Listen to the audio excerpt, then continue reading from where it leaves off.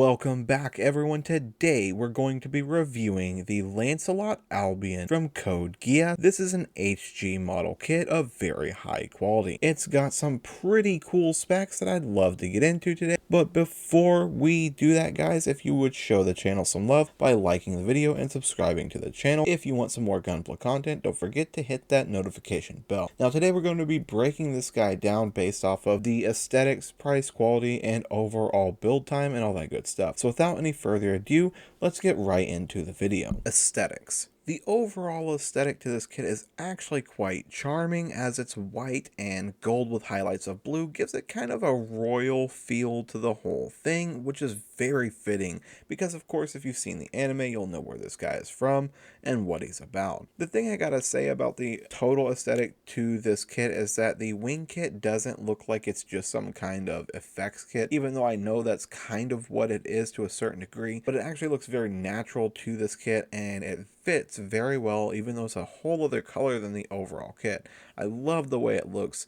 It's got a ginormous wingspan too, so the aesthetic is kind of broadened. There is some downsides to this wing kit, which we'll get into in a moment. I love the design of the boots, as they're actually quite smart, and they give us kind of a hoof look to the toe. The guns and swords are some of my favorite weapons in recent history with some of these types of kits, and I know this one is pretty accurate to the anime and everything, so that's why this stuff looks this way, of course. But I mean, they could have looked worse being all print or just not paying attention to the red sword coloring, which I've seen some kits do where they just print the weapon in all one solid color to make it easier, but they did not do that with this one. They actually let you put these together and they look great. The quality. So let's talk about some pros with this thing's quality. It puts together really well and it clips pretty easily as far as basically like shaving parts down and all that. The kit stands up very well on its own without any kind of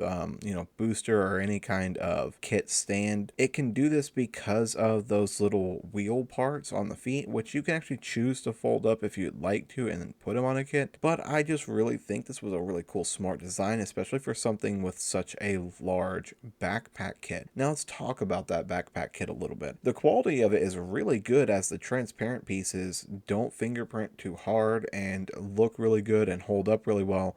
They just don't move, so they're not flexible and you can't really move them in any particular position, so they are stuck in kind of like the charging or flying position. The shield is a bit more matte and it's not the same color really as the wings, but overall it doesn't dip in quality from there. The actual kit itself is pretty good quality, holding up really well. The only thing I gotta say here, the guns don't sit in the backpack part very well all the time. Sometimes they slide out, but other than that the quality is really good. Everything holds together really solidly. The backpack being big and heavy doesn't really affect this kit so much, which was something I'm actually really glad to see. The size of this thing in comparison to, like, let's say other HG kits of this similar nature, it's about the same size, but as far as like to an HG Gunpla, it is freaking way bigger. It's about the size of an MG Gunpla, or at least a smaller MG, as far as like height and size of the actual body parts and stuff. The wings give it an absolutely massive span for basically taking up shelf space, so that's definitely something to consider if you do pick this kit up, that you're going to need some space to put him up.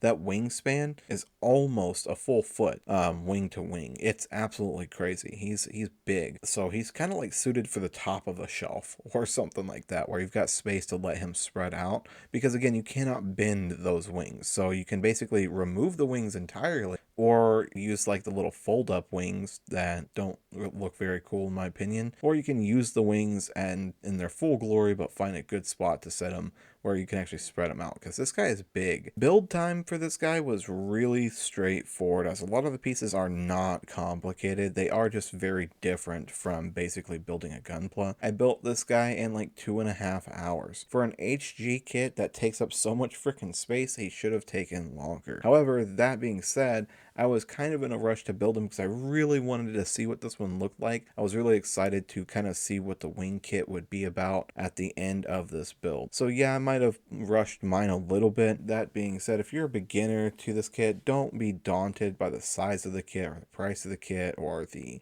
not being a Gundam, because it's still a Bandai kit and all that good stuff. So build time's about the same as your average, let's say RG kit for a Gundam, just because of the size. He does come with a lot of these extras that basically add to the build time, like the guns, the wings, the swords, the shield, the rotors or the little wheels for the ankles there. There's all of that, so it does add to the build time, but I gotta say, it's not like it's complicated stuff, so it's definitely something you can accomplish. Price. This kit was $40 at my local hobby store. Now guys, I've seen these things go for varying prices, but my local hobby store usually gets stuff at the ground price, or the general release price of these things, so not too much of a markup or anything, sometimes no markup at all. So that's something I'm always glad to see out of my hobby store. If you find them for 40 bucks, that's not a bad price to find them at. I would not pay more than that, particularly for this kit, unless you're just really into the way the aesthetic of the wing kit looks, or you're really big into Code Geass. It is an HG, but it's not an HG, so don't really think about that too much when you're thinking about the price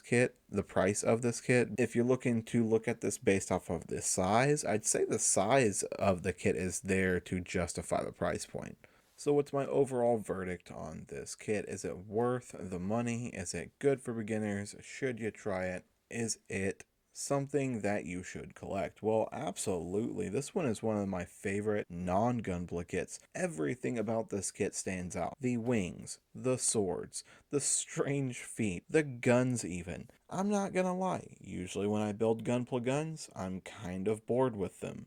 But this guy's guns were actually quite unique, and had me kind of curious of what they would be when they got built. And of course the wing kit was really straightforward, so it didn't really get my curiosity going, but I was excited to see what it looked like overall once this guy was finished. I gotta say one last thing about the aesthetics here is that the wingspan is big and blue, so that white really pops out against this Gunpla itself. That's something that's really rare to find in kits like this, and I know it's not a Gunpla and I keep calling that, sorry, but in this particular model kit itself, the blue is just something that's really helpful to make all that pop out.